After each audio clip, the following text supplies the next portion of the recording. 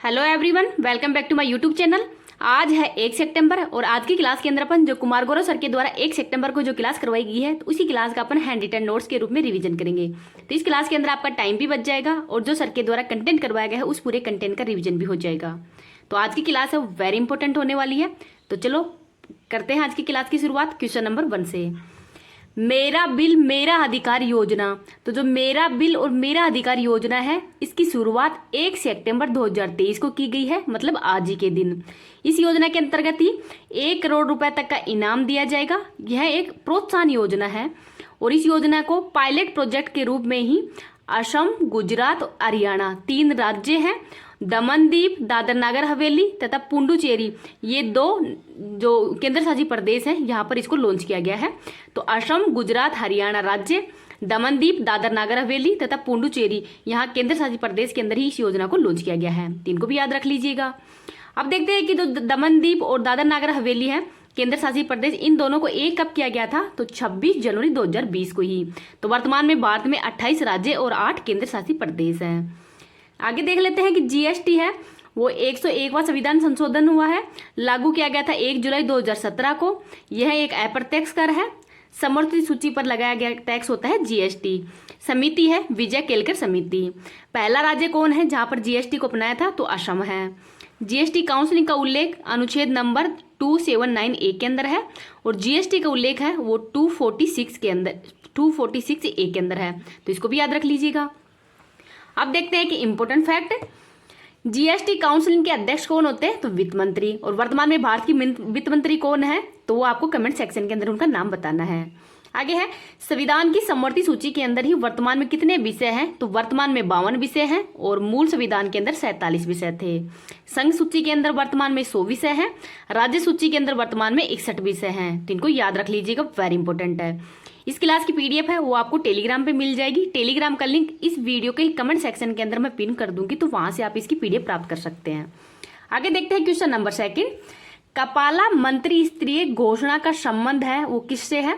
तो ये युगांडा से है। युगांडा एक अफ्रीकी महाद्वीप का ही देश है और ये 4 सितंबर 2023 को ही नैरोबी केन्या के अंदर इसको साइन किया जाएगा, जो कपाला मंत्री स्तरीय घोषणा पत्र है वो।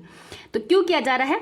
तो प्रवासन, पर्यावरण व जलवायु परिवर्तन के जो प्रभाव हैं उसका अध्ययन करने के लिए ही यह घोषणा पत्र वो किया गया है। और इसके अंतर्गत ही जो अफ्रीका महाद्वीप है वहाँ के 48 देश हैं वो इसको अपनाने वाले हैं। तो अफ्रीका के 48 देश हैं वो इसको अपनाने वाले हैं, तो इसको भी याद रख लीजिएगा। युगांडा की राजधानी क्या है? तो कंपाला ही है, तो इनको याद रख लीजिएगा। इंपॉर्टेंट फैक्ट देखते हैं, कुनमिंग घोषणा पत्र है ये COP 15 से संबंधित है, जो कि जैव विविधता जो COP 15 हुआ था जैव विविधता से संबंधित है, मॉन्ट्रियल कनाडा के अंदर ही, और इसकी अध्यक्षता है वो चाइना के द्वारा की गई थी। सेंट पीटर्सबर्ग घोषणा पत्र ये 29 जुलाई 2010 को हुआ था और इसका उद्देश्य है कि जो बाघों की संख्या है उसको दुगनी करना ही है और 29 जुलाई को ही बाघ दिवस भी मनाया जाता है।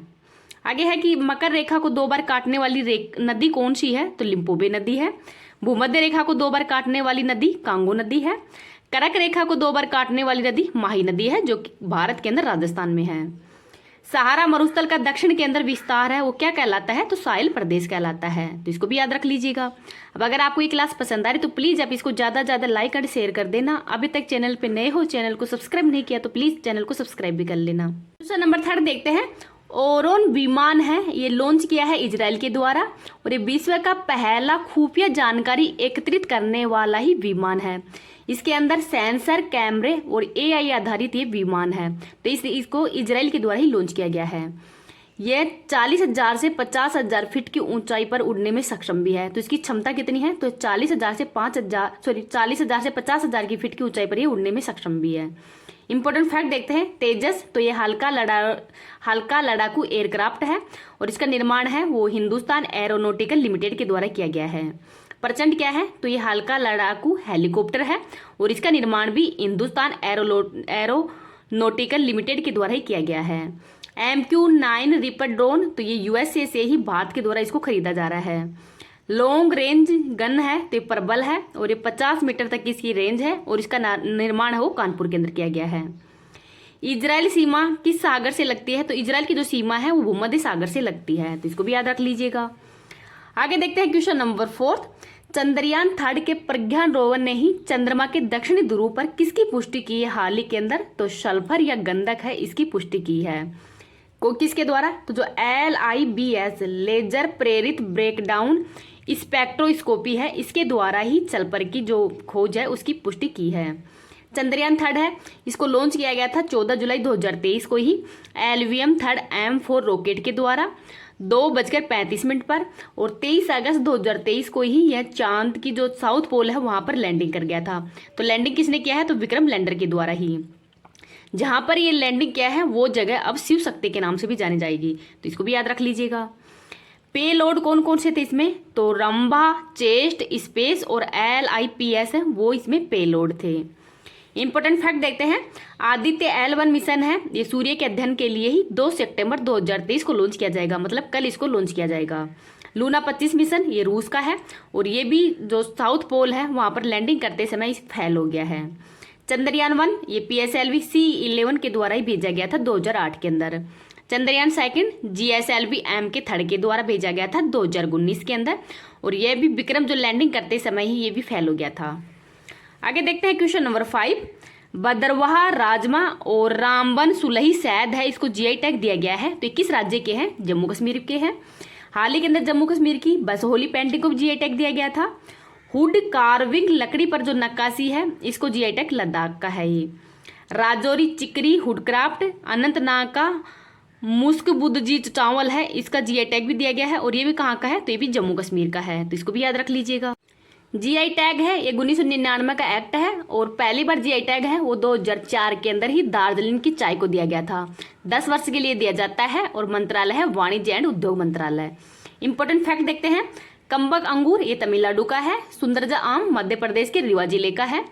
जम्मू कश्मीर राज्य से ही 2 UT हैं जो 31 अक्टूबर 2019 को ही जम्मू कश्मीर एंड लद्दाख बने हैं, तो इनको भी याद रख लीजिएगा। आगे देखते हैं क्वेश्चन नंबर 6। नम मित्र उपकरण का विकास है वो किसने किया है? तो इसरो के द्वारा इसका विकास किया गया है। क्यों किया गया है? तो जो मछुआरे हैं इनकी सुरक्षा के लिए ही इसका विकास किया है। तो इसके अंदर जो डिवाइस है, तो जहाज पर डिवाइस लगे होंगे और ये किसको कनेक्ट करेंगे? तो ये उपग्रह को कनेक्ट करेंगे। तो ये समुद्र के अंदर चक्रवात, सुनामी, लहरें इनकी जानकारी दे सकता है ये।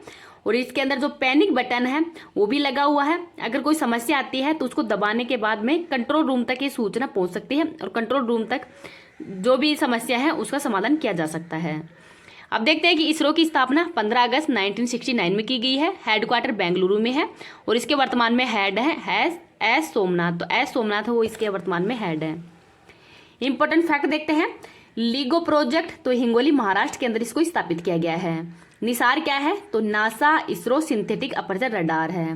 लूपेक्स तो लूनर पोलर एक्सप्लोरेशन है, और इसको इसरो व जाक्सा के द्वारा ही लॉन्च किया गया है। PSLV C56 के द्वारा सिंगापुर के उपग्रह हैं उनको लॉन्च किया गया है इसरो के द्वारा, तो इसको भी याद रख लीजिएगा। आगे देखते हैं क्वेश्चन नंबर 7। विश्व संस्कृत दिवस है वो कब मनाया गया है? 30 अगस्त को। श्रावण पूर्णिमा जो रक्षाबंधन है उसी के दिन ये मनाया जाता है। उस दिन क्यों मनाया जाता है? क्योंकि उस दिन पाणिनि की जयंती है। इसकी शुरुआत है वो 1969 में की गई है। और भारत के अंदर वर्तमान में शास्त्रीय भाषाएं कितनी है? तो 6 शास्त्रीय भाषाएं कौन कौन सी हैं उनका नाम भी देख लेते हैं। संस्कृत, तमिल, तेलुगु, मलयालम, कन्नड़ और उड़िया। अष्टाध्यायी ग्रंथ है वो पाणिनि के द्वारा ही रचित है, और ये संस्कृत व्याकरण का फर्स्ट ग्रंथ है। तो संस्कृत व्याकरण है इसका फर्स्ट ग्रंथ कौन सा है? तो अष्टाध्यायी है, तो इसको भी याद रख लीजिएगा। इंपॉर्टेंट फैक्ट देखते हैं, विश्व हिंदी दिवस 10 जनवरी को मनाया जाता है, और इस बार इसका 12वां सम्मेलन है वो फिजी के नाडी शहर में किया गया है। राष्ट्रीय हिंदी दिवस 14 सितंबर को। हिंदी भाषा के विकास के लिए ही कौन सा अनुच्छेद है? तो अनुच्छेद नंबर 351 है। संघ की राजभाषा का उल्लेख किस भाग के अंदर है? तो भाग नंबर 17 है, और अनुच्छेद है 343 से 351 तक है, तो इनको भी याद रख लीजिएगा, वेरी इंपॉर्टेंट है।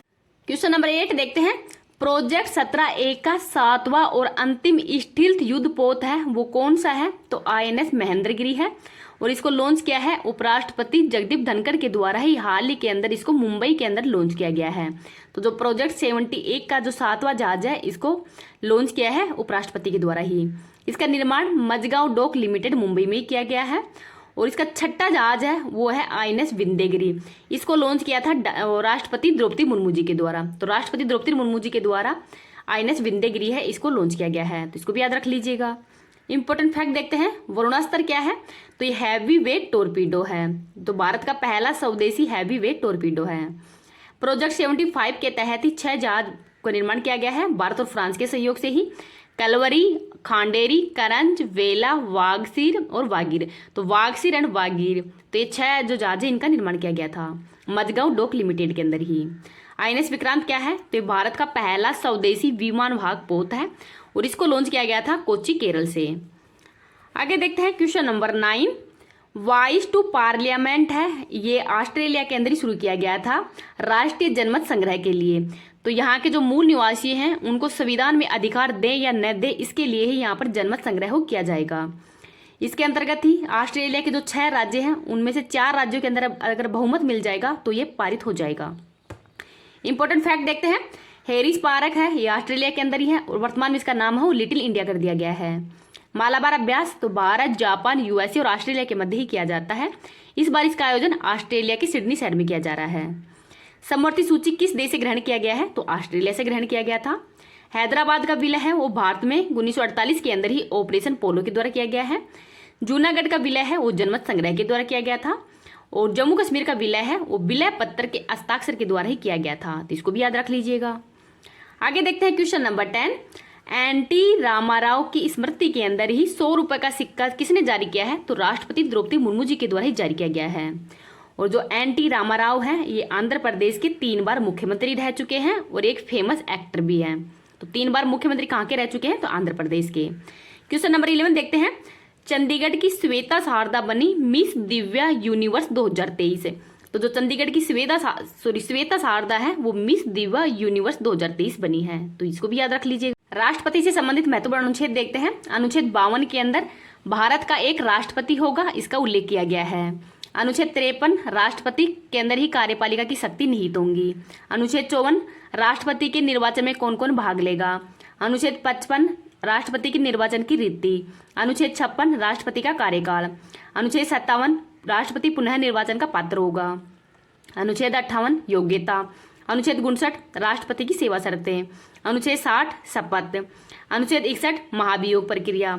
और अनुच्छेद 63 उपराष्ट्रपति का उल्लेख है। और अनुच्छेद 64 है वो उपराष्ट्रपति राज्यसभा का पदेन सभापति होगा, इसका उल्लेख किया गया है।